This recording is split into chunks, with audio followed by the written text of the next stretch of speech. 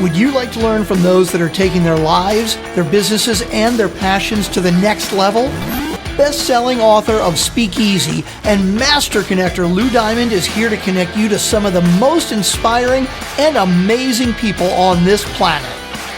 Get ready to thrive loud with Lou Diamond.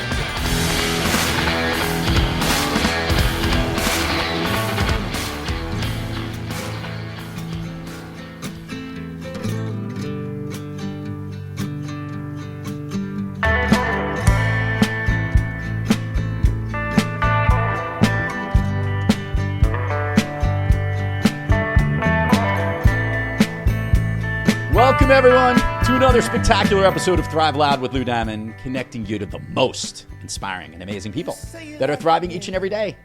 I'm excited about today's episode because today we have a fractional COO, business advisor, and board director who has an operational sales and marketing expertise that's off the charts. She's helped numerous companies literally thrive, having her involved in their leadership.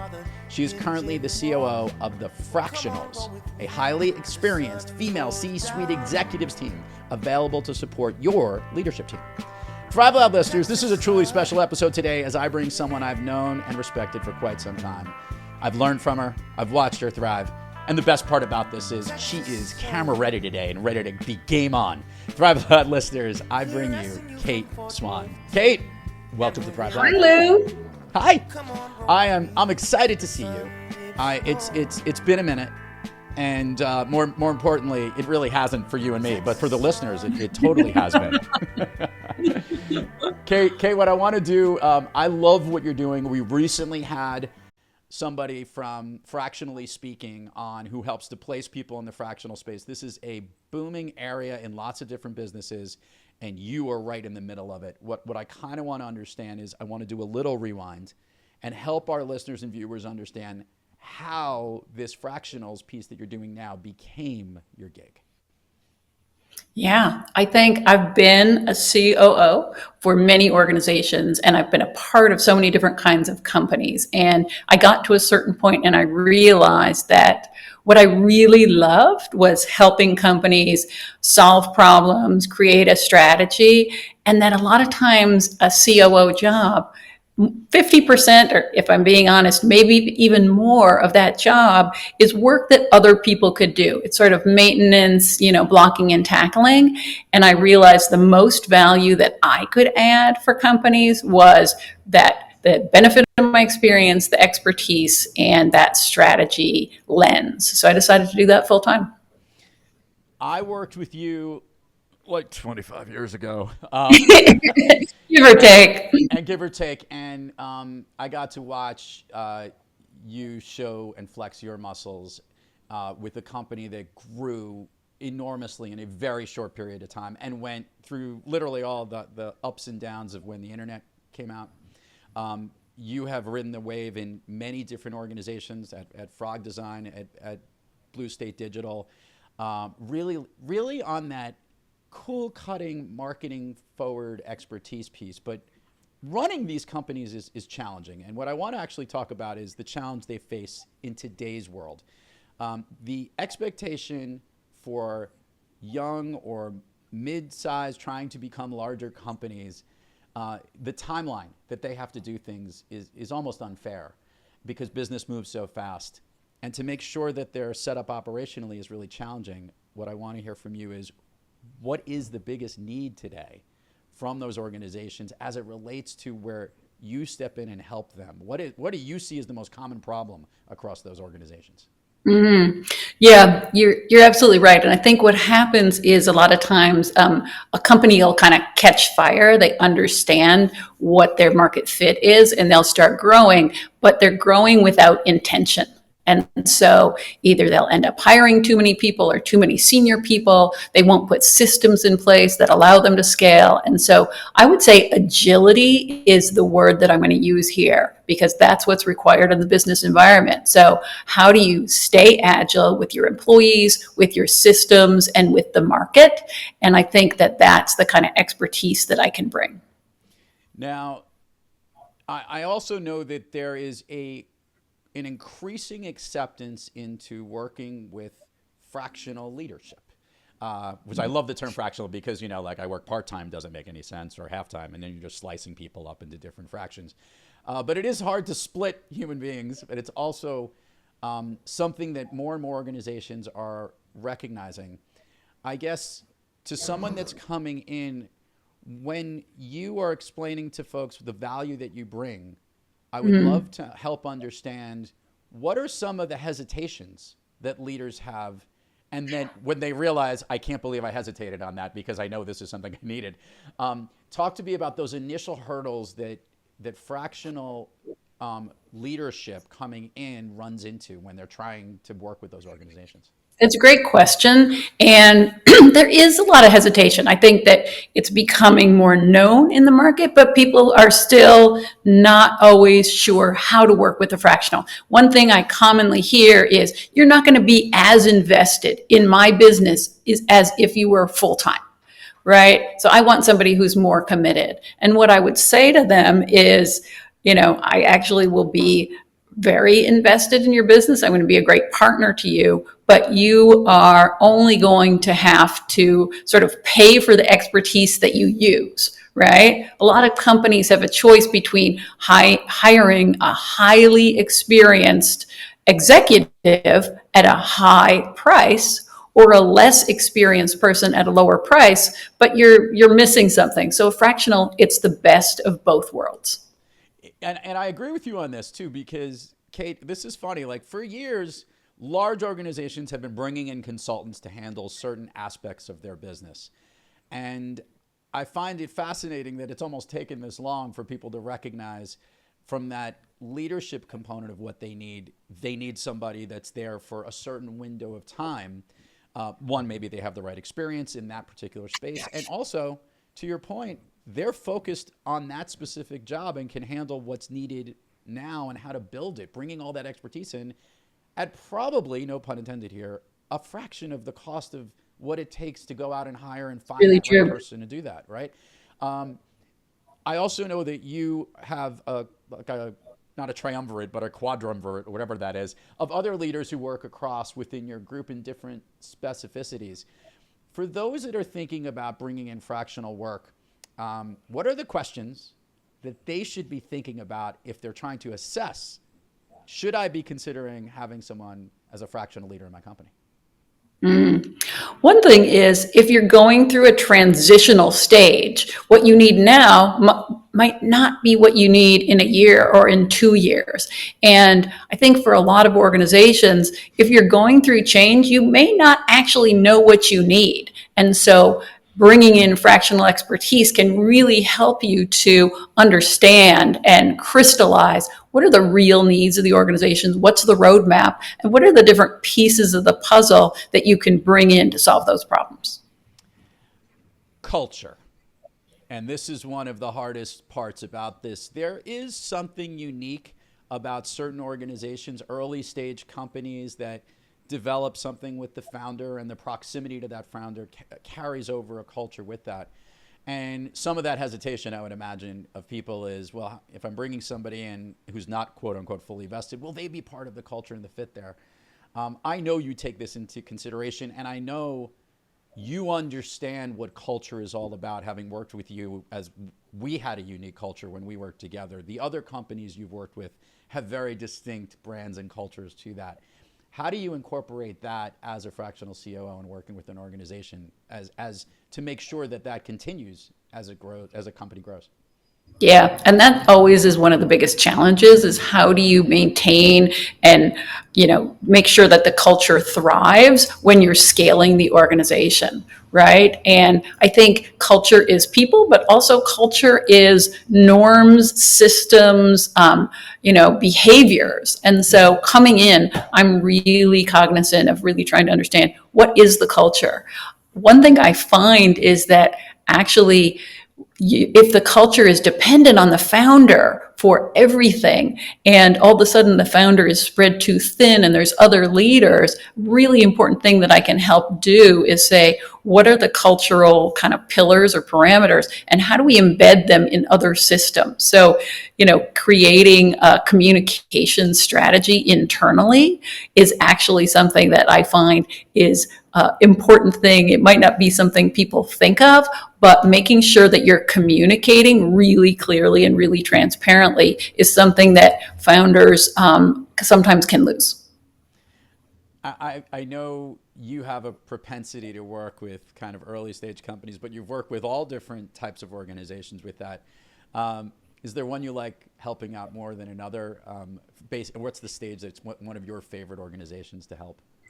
I find that sort of that, small, medium business where there's a company who has found their fit, they're on a growth path, right? So they're not necessarily a startup, but kind of that middle stage. And when they're going from being a startup to being a larger organization, I love that transition. And I really love helping founders and partnering with founders, right? I understand what it's like to be a founder. And so how can I help you get comfortable with scaling? How can I help you get comfortable with letting other people lead? And how can I really take all of my experience with the good, the bad, and the ugly, let's be honest, and make sure that you're not making those mistakes?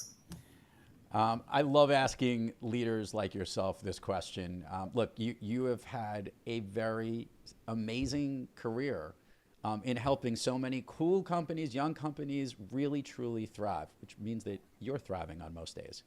But we all have those days, Kate Swann, when we're a little off our game and we're not kicking on all cylinders. Is there a practice you seek or an individual you seek out when you are having trouble thriving to get yourself back on the thriving track? It's a great question. I will say I'm a huge fan of executive coaching, and I've worked with executive coaches myself in the past, and I really recommend executive coaching for a lot of the teams that I work with. And so I would say I have learned so much from the executive coaches that I'm worked with. But one of the things that somebody told me is keep a hero file so that when you have those days and somebody will say, oh, you helped me, or you did this for me, or, somebody says something like that, I actually have a Google Doc and I paste those text messages in there so I can read them on those bad days. Man, I really hope I sent one a long time ago, but that was like text messages. I'm going to send one anyway. I'm going to add it to that file. It's interesting. It's really funny. I think about this. We were at the precipice of when executive coaching actually began. We've had Carlin Sloan on this program, who obviously grew one of her own coaching businesses, and we caught her literally before her launched early on, in the early stages of that. And I couldn't agree more of what an amazing role that takes as it leads to helping develop executives along the way. Let's do the admin part of the show because I have a extended version of Fun Street for us here on the program. Kate, where can people learn about you, the fractionals, et cetera? We'll put it in the show notes. They always get more engagement when they hear it from you. Absolutely. I have a website called thefractionals.net, as in .network, and you can learn all about me and the other fractionals at that website. Awesome. We will put all the social links, everything else where you can connect with Kate Swann. But I am more excited to go down Fun Street here because I've got my good friend here, who, by the way, dressed for the part here. We used to, back in the day, always represent our black here, and we both got it. I like when Kate's on brand, You like, right? Yeah, Twinning. It's twinning. I just couldn't be, you just have much better hair than I do, or just, hair, period. I'm not familiar with. All right. To kick things off here, does Kate Swann have an all-time favorite movie? I'm going to say right now, Wings of Desire. It's a Wim Wenders movie. Okay. It's a little bit of an old one, but, right now I've been thinking about it because just the idea of helping people and bringing a little bit of joy to people's life really resonates in these times. I like it. I don't think I've seen this one, so I'm putting. It's such a good movie. I'm putting it on my list. It's one of those things, but people ask me, Lou, why do you ask the movie question? I go, I'm always looking for good content. That's really what it is. You might as well learn from those that connect with certain things.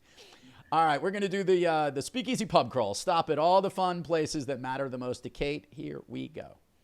Of late, is there a song or a jam that Kate Swann has been listening to that either pumps her up or is just ringing through her head these days? Yeah, there's a band called Karung Bing. I know it starts with Khur, and they're a band from Texas. It's Thai jazz.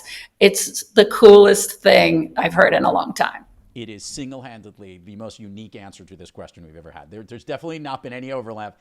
And I look forward to playing this music underneath us as the show begins and ends, and for all the social posts, just because Karun Bing is the coolest sounding thing. Thai jazz. When did you first encounter this music? Where were you that you came across this? You know, I'm always looking like you're always looking for movies. I'm always looking for music, right?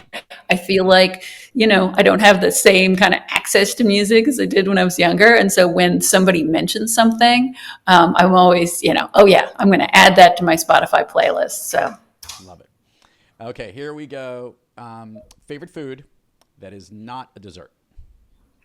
Favorite food that is not a dessert. I'm going to say, it depends on kind of what the time is, but I've really been into Cuban food and sort of the, pork and rice and beans kind of. There's a great place in my neighborhood.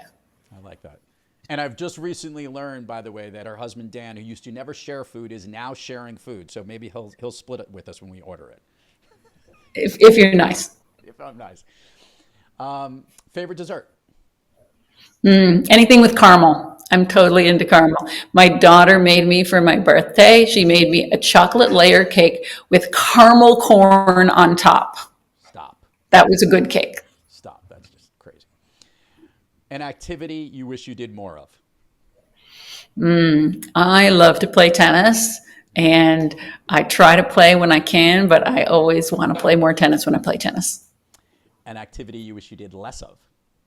I gotta be honest, Zoom calls are not my favorite thing, right? I'm actually like with my clients, when I get to know them, I pick up the phone and I just do a regular voice call. I'm totally old school that way too. I've been doing a lot of FaceTime though of late because for some reason people want to see me. I guess they just want to see where I'm at. Yeah. I hope that's the case. A new activity, one that Kate Swann has recently tried, she likes so much, she wants to tell everybody else to try. Everybody else to try it. I'm going to say, I don't know if everybody needs to try it, but I feel like I'm a recent gardener, and I just find gardening is it's a great, relaxing, meditative, like when you're touching the earth, it's a good balance to the digital world. So I'm a little bit of a new gardening evangelist. I feel pretty proud because a recent guest on the show several months ago actually sent me a money tree. I don't know if you know about this, but it's a thing you could send to somebody. And I planted it outside because originally it was inside, and it's still going. It's still there. I am proud of you, Lou. I'm proud of myself, and I just hope that one day it doesn't turn into some crazy weed, or I actually hope it bears money. But I know it's outside and it's a cute thing. It's a fun gift to give to people. If I could snap my fingers and Kate Swann could be anywhere in the world, where is she? Boy, I'm going to say Mexico City. Okay. I'm a city girl. I live in New York City. Mexico City is an equally vibrant city. I think better weather, more trees. So Mexico City is a recent fave. And 30 million people. I just know that. It's massive. And also amazing food. Oh, yeah. Big time. And someone had told me this. It's the square acreage of, if you've ever been to Houston, Texas, which you and I have been to Houston, Texas. Together. Oh, yes, together. It has one of if you took all of that space that you see in Texas, and that is Mexico City, but it's just filled with that many more people. There's only 8 million people in Houston, and there's 30 more million people in Mexico City, which is crazy. The last question here is, so Kate, along with many other people who've been on this program in the past, has worked with yours truly. So you get the floor now and get to share anything you want, an embarrassing story, funny story, something you remember when we were working together. The floor is yours, Kate Swann. We had a lot of fun together. We really did. And I feel like, you're one of my favorite types of people to work with, which is somebody that is really smart, really passionate. You're a great communicator, as per what you're doing now. And also, we became friends, right? And we really had that shared commitment. So we shared the highs, we shared the lows, and there was a lot of both along the way. But I feel like, collaborating with smart people is one of the great joys of our work life. And you were one of those great collaborators. Right back at you. One of my favorite phone calls of all, when we were in a struggling mode, and Kate was running our office and there were changes that needed to be made. She called me up and said, so we need someone to run business development. And I think it's you. And I remember looking at the phone going, oh my God. So, but every one of those days was great. And for those when I think of people that I respect who get it, are incredible listeners. And one of the best thing was her ability, which she has, of delivering sometimes the tough news, but making sure everybody would move forward with that. This is the person who understands that. That's the type of person you need in your organization. And that's why she's here on Thrive Loud today. So kudos, and great to see you, my friend. Kate Great Swann, to see you. Great to have you. Everybody go check out the fractionals.net. We will put all the links in there, and always a pleasure to connect with you, Kate. Thank you so much for having me. You got it. To all our listeners out there, thank you for joining us. Until next time, keep moving onward and upward. And remember, be brief, be bright, be gone.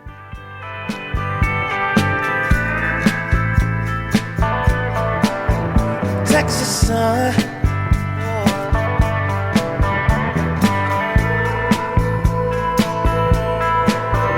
Texas sun. You say you like the way. You've been listening to Thrive Loud with your host, Lou Diamond. Check us out on the web at thriveloud.com and follow us on Instagram, LinkedIn, Twitter, and Facebook at Thrive Loud. And check us out on the Good Pods app at Thrive Loud, where you can follow, listen, and connect directly to Lou and all of the Thrive Loud episodes. Thanks for listening.